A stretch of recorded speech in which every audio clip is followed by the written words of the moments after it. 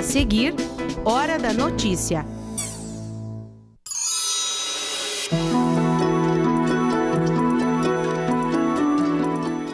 As mudanças nos voos do aeroporto de Passo Fundo, a rota para Porto Alegre foi cancelada e outras duas confirmadas. A Avenida Brasil vai ser revitalizada em Passo Fundo, mas antes a Corsã está trocando a tubulação da água em alguns trechos.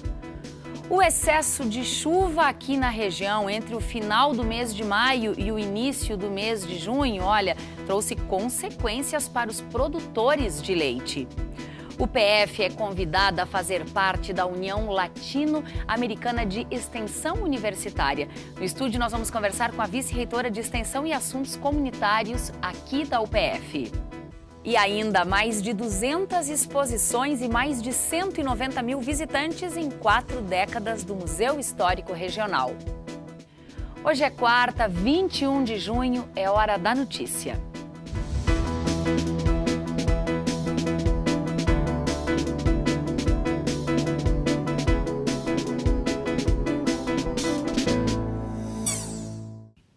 O aeroporto de Passo Fundo está entre os maiores em fluxo de passageiros aqui no estado. E nos últimos dias, os voos estão passando por mudanças. A rota para Porto Alegre foi cancelada e outras duas, uma para Campinas, São Paulo e outra para Florianópolis, foram confirmadas. Saguão movimentado e fila de espera. Esse movimento, que já é comum no aeroporto de Passo Fundo, tende a continuar, de certa forma, equilibrado. É que mesmo que o voo para Porto Alegre tenha sido cancelado, outros 2 foram inclusos nas rotas da Empresa Azul, a única que segue com o serviço em Passo Fundo. A partir de 1º de agosto, nenhum passageiro vai poder embarcar para a capital. O motivo, de acordo com a Empresa Azul, é que essa rota vai ser reavaliada. Mas essa informação não agradou os usuários. Era um voo que facilitava bastante, tudo que o ônibus demora muito para chegar até lá. Então eu que sou de Erechim, acabo muitas vezes indo a Chapecó por essa questão dos horários dos voos e de ter mais opções de destinos, né? Nós gostaríamos muito de ter um acesso direto para São Paulo em algumas situações. Campinas é ótimo para conexões, mas o ideal seria também ter um voo direto para São Paulo. E para a capital, Porto Alegre, sem dúvida nenhuma, que facilitaria muito. Então, a gente está muito limitado ainda. Certamente, acho que todos os usuários daqui entendem que é necessário ampliar esse número de conexões. Com a saída do voo para Porto Alegre, a Azul informou que a partir do 2º semestre, 2 rotas novas vão estar disponíveis aqui para a cidade. A primeira segue em direção de Florianópolis e deve durar todo o período de férias. A outra completa o quadro de viagens a Campinas, em São Paulo, com decolagens aos domingos. A empresa Avianca, que também era responsável pelo transporte aéreo na cidade, já não opera em Passo Fundo desde março. O motivo principal para isso seria o tamanho do aeroporto, que não comporta a nova frota da empresa. Por isso, na Câmara de Vereadores, uma comissão busca por investimentos para ampliar a estrutura. Mês que vem, a Prefeitura de Passo Fundo pretende abrir o edital de licitação para a obra que vai revitalizar a Avenida Brasil. Mas antes do início destas obras, a Corsã está trocando a tubulação da água em alguns trechos. Quem transita pela Avenida Brasil, seja de a pé ou de carro, já deve ter notado que a pavimentação asfáltica está ruim. O mesmo pode-se dizer de alguns pontos do passeio de pedestres. O município está com previsão de abrir o edital para as obras na Avenida Brasil já no mês de julho. Porém, antes que as máquinas da empresa vencedora da licitação comecem a trabalhar, foi firmado um acordo entre Prefeitura e Corsã para fazer alguns ajustes na rede de tubulação da água. A Corsã já veio fazendo esse trabalho anterior ao início das obras de pavimentação, para que a base esteja toda pronta da rede de água, para que a gente possa fazer então a pavimentação final com a obra do PAC. Os funcionários da Companhia Rio-Grandense de Saneamento estão trocando a rede de água em pontos específicos do município. São ações pontuais antes da obra maior da avenida, que vai tratar da drenagem, pavimentação, dos passeios e da sinalização. De acordo com o secretário adjunto, em alguns trechos será feita a remoção total do pavimento e em outros apenas recapeamento. Vai depender do planejamento e do estudo de caso entre o poder público e a empresa licitada. A tubulação de esgoto vai ser junto com a obra do PAC. Exatamente. Foi feito um convênio, né, entre Prefeitura e Corsã, onde foi estabelecido que a substituição da rede de esgoto e a implantação dos locais de rede nova de esgoto seja feita durante a obra pela mesma empresa que vai realizar a pavimentação, né? Isso visando uma maior agilidade na obra, né, com menores interferências durante a obra, e também nos facilita a fiscalização e nos diminui o custo final da obra também, né? Enquanto a obra não acontece, a Prefeitura está realizando a operação tapa-buracos nos pontos mais críticos da avenida. A gente vai dividir a obra em módulos para que a gente consiga ter uma agilidade maior na obra com o menor impacto possível à população, né? Sendo que o impacto ele vai haver, né? Não tem como a gente evitar isso, mas a gente vai fazer essa programação para que haja um menor impacto possível para a população. De acordo com a Secretaria de Obras de Passo Fundo, dia 7 de julho é o prazo para a abertura do edital de licitação para essa grande obra na Avenida Brasil. O excesso de chuva aqui na região entre o final de maio e o início de junho trouxe consequências também para os produtores de leite. O volume de produção caiu e o custo da alimentação dos animais tem aumentado. Na reportagem, a gente te mostra agora as alternativas que podem amenizar os estragos causados nas propriedades. Nessa propriedade, o alto volume das chuvas prejudicou o desenvolvimento das pastagens. O alimento faz com que as 200 vacas da fazenda tenham um desempenho adequado na produção. Eu estou hoje em 4.800, quer dizer, então eu deixei de produzir mais. Eu deveria hoje estar acima de 5.000 litros, quer dizer, eu devo ter perdido aí, eu deixado de ganhar no mínimo 15%. Com a alimentação dos animais via pastagem que a gente consegue ter alguma lucratividade, né, e continuar no ramo.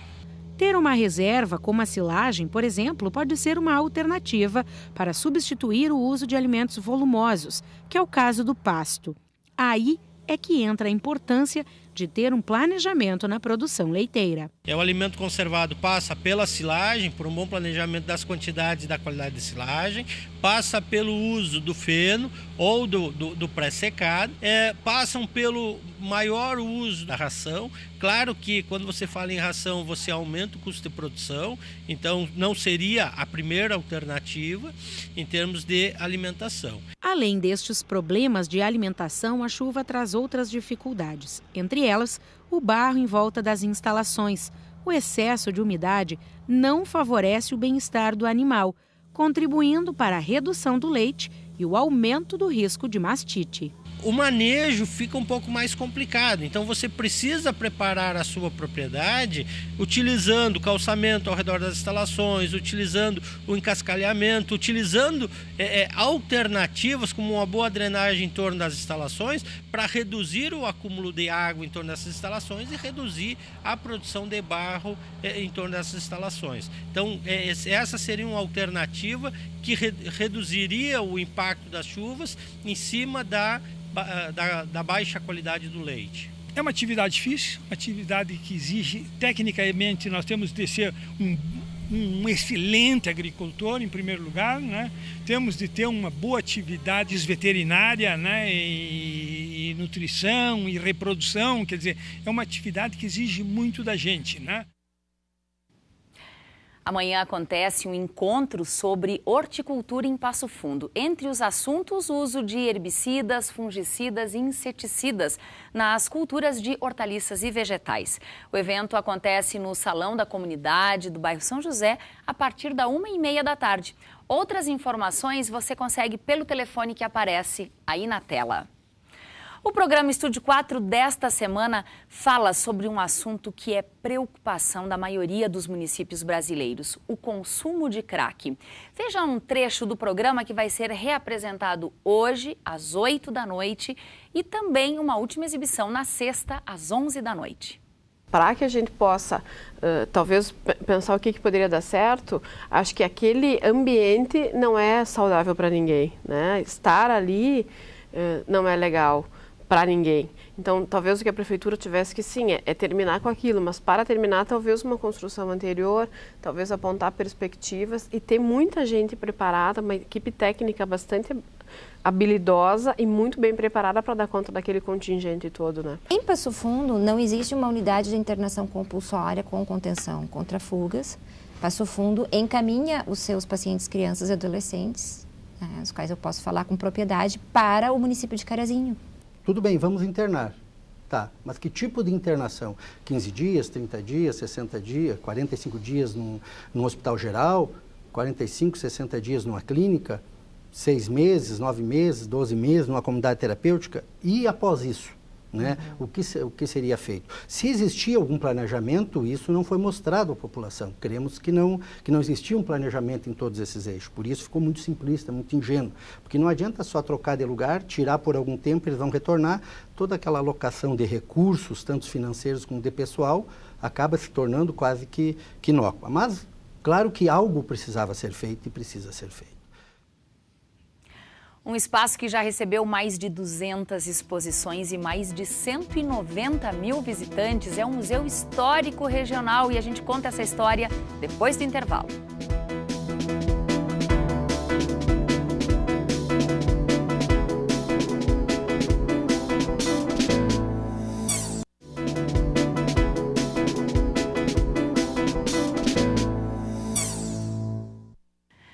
O inverno começou a 1h24 da madrugada desta quarta-feira. Neste ano, a estação deve ter um frio menos intenso em relação ao ano passado. As chuvas também devem ser menos frequentes do que o que foi registrado no outono. Para os próximos dias, a previsão marca céu limpo com poucas nuvens e não teremos chuva.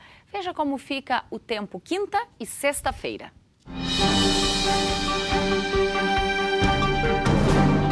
Previsão de uma quinta-feira com muitas nuvens pela manhã, à tarde o sol predomina e à noite o céu fica nublado, mas com poucas nuvens. A mínima para a quinta-feira é de 10 graus e a máxima chega a 21. Já a sexta-feira será de dia de sol com poucas nuvens. A mínima para a sexta é de 11 graus e a máxima não passa dos 22. E se neste inverno você quer ajudar outras pessoas doando roupas e alimentos em condições de uso, pode entregar as doações na Secretaria de Cidadania e Assistência Social de Passo Fundo. Fica na Rua Moron, ao lado da Biblioteca Municipal. Você também pode levar as suas doações em um dos 4 CRAs da cidade. Outras informações também pelo 3312 3070. Se você está procurando por uma qualificação num menor tempo de duração para você poder se inserir rápido no mercado de trabalho, bom, o Integrado UPF está com inscrições abertas para cursos técnicos nas seguintes áreas: enfermagem, eletrotécnica, alimentos, mecânica, radiologia e segurança do trabalho. As inscrições podem ser feitas na Central de Atendimento ao Aluno, que fica no Campus 1. Informações e inscrições também no site que aparece aí na sua tela. Bom, o histórico da extensão universitária na UPF é antigo. Porém, há pouco mais de 7 anos, esse processo se intensificou, ampliando as relações e convênios. A extensão universitária ela foi amplamente debatida no começo do mês de junho, na Nicarágua.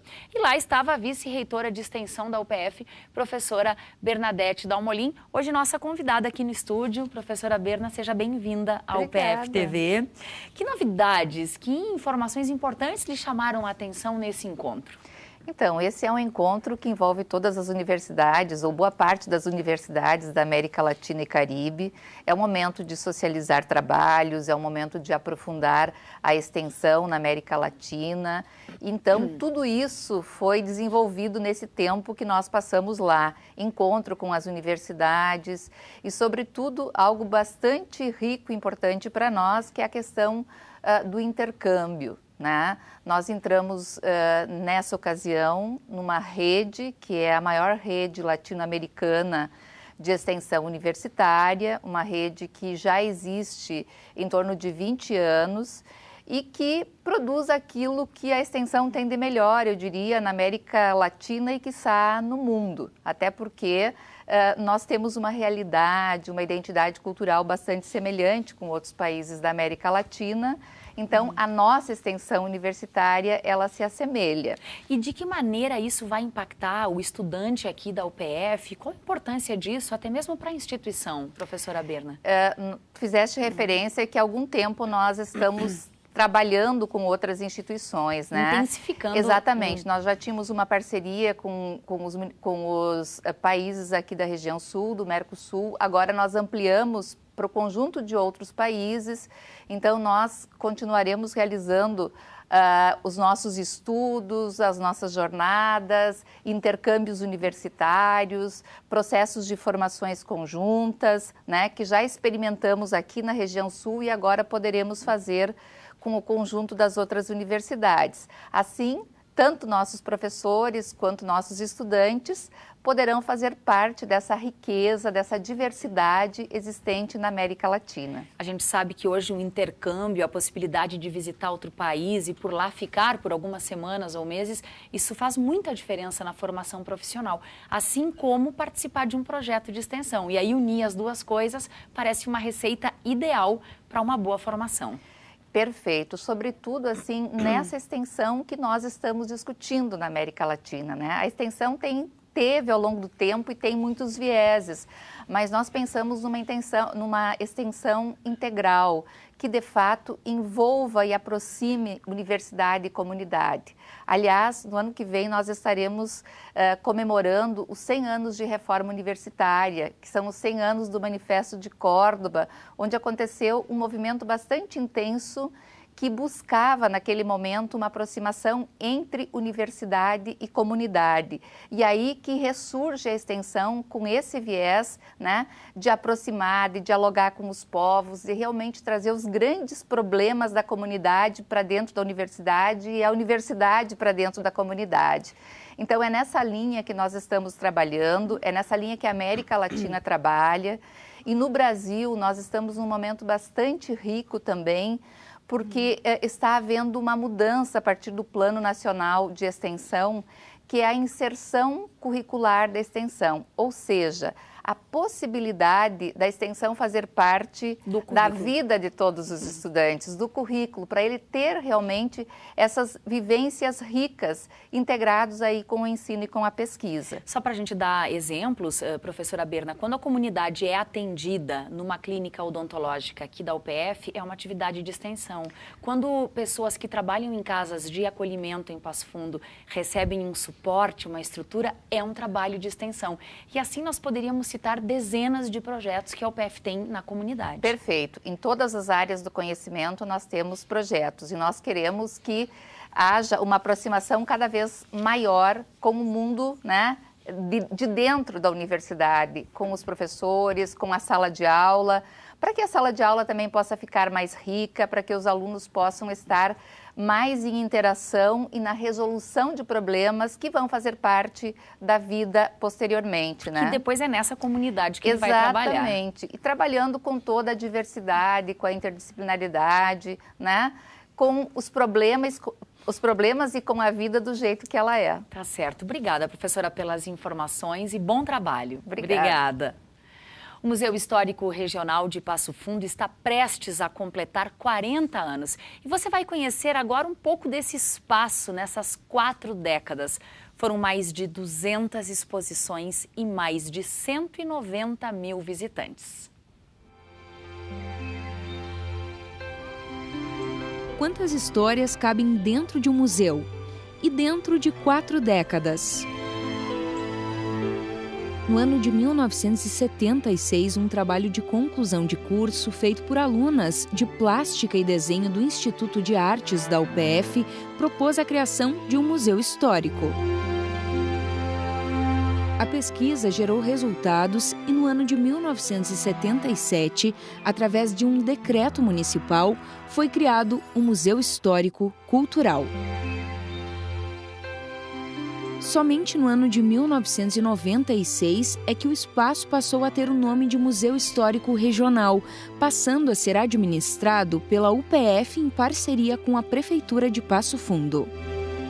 Os museus representam espaços de guarda, né, e salvaguarda da memória de uma comunidade, né? E é isso que simboliza o Museu Histórico Regional para a comunidade de Passo Fundo também, né? É um espaço onde se guarda, onde se conserva e onde se mostra para a comunidade essa história através das exposições e das ações. O museu tem, nos últimos anos, se aproximado muito mais da comunidade, cumprido muito mais sua função social através de uma troca com a comunidade, apresentando essas exposições e principalmente construindo essas exposições em conjunto com a comunidade, apresentando para a comunidade não só a história dos vencedores, mas sim a história dos vencidos também.